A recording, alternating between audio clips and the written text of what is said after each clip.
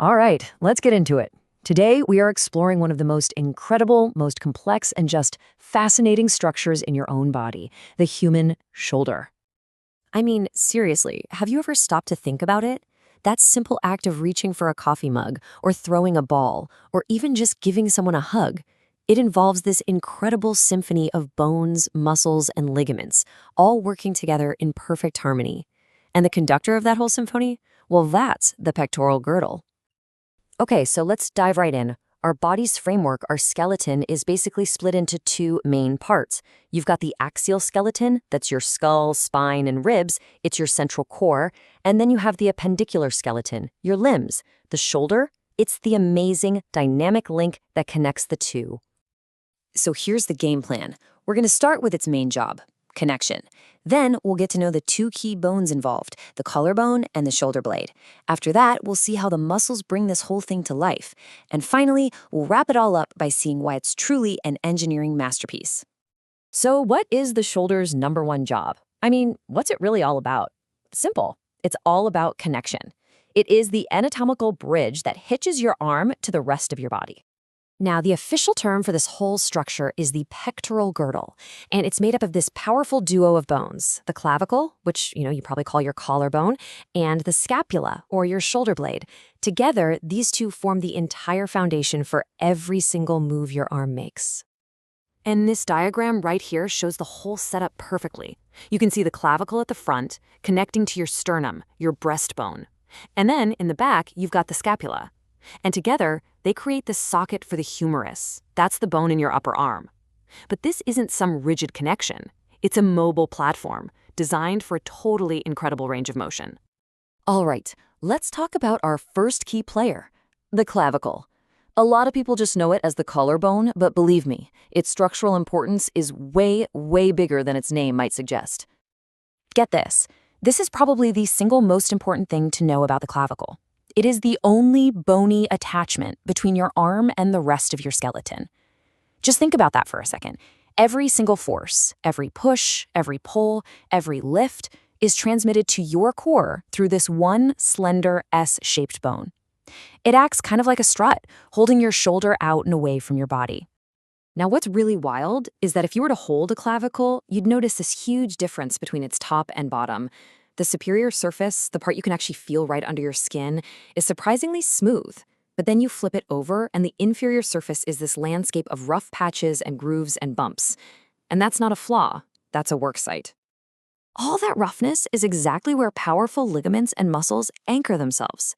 And we're talking about major players here, like the deltoid that caps your shoulder, the pectoralis major, your main chest muscle, and the trapezius in your upper back. These connection points give the clavicle its strength and make it a super stable base for all sorts of movement.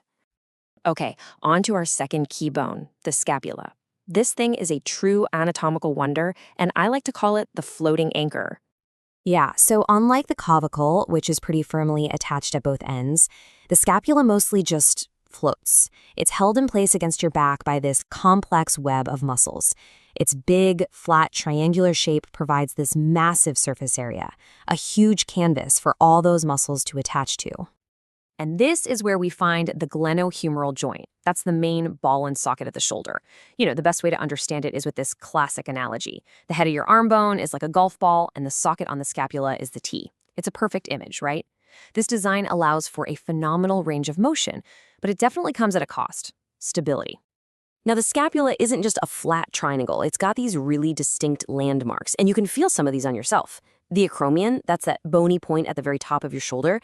The spine is that big ridge you can feel on your back, and the coracoid process is this hook-like thing on the front, another absolutely crucial anchor point for muscles and ligaments. Okay, so we've got the bony blueprint down, but bones don't move on their own. Now we're going to add the engine, the muscles that turn this static framework into a dynamic, moving machine. Just look at this. On the left, we've got the bare scapula. And on the right, that's the same bone, but now it's an attachment point for an incredible 17 different muscles.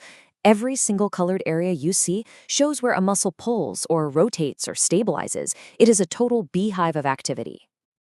The big, superficial muscles are probably the ones you've already heard of. The trapezius, that large diamond-shaped muscle on your upper back, it helps you shrug and pull your shoulder blades together. And the deltoid, that forms the rounded cap of your shoulder, that's the powerhouse that lifts your arm out to the side. These guys are the heavy lifters. But deep underneath those heavy lifters is a team of 4 smaller muscles known as the rotator cuff. Think of them as the stability and fine-tuning crew. So while the deltoid is doing the big work of lifting the arm, these 4 muscles are constantly working to keep that golf ball centered on the tee. They are absolutely essential for a healthy, functioning shoulder. So when you put it all together, the strut-like clavicle, the floating scapula, and that intricate web of muscles, what you get is a true engineering masterpiece. And this brings us right back to the fundamental trade-off of the shoulder. To get that incredible mobility, it has to sacrifice some of the built-in stability you'd find in a joint like your hip.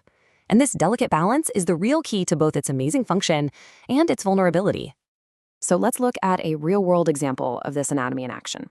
If you fall on an outstretched hand, the impact force travels right up your arm. It hits the shoulder joint, but it needs an escape route to the rest of the body. Well, the only bony path out is through that single strut, the clavicle. It takes the entire load, which is exactly why it's one of the most frequently broken bones in the body. And you know, the best part is, this isn't some abstract anatomy lesson. It's you. Right now, you can trace the little S-curve of your own clavicle from your chest out to your shoulder. You can feel the bony tip of the acromion and the ridge of the scapular spine on your back. This incredible machine is your own. It's really a living record of your life's movements. Every single time you've reached for something or lifted a weight or hugged a loved one, this intricate, amazing system has made it all possible. So, what story does your shoulder tell? It's an incredible system, and it's all yours to explore. Thanks for joining us.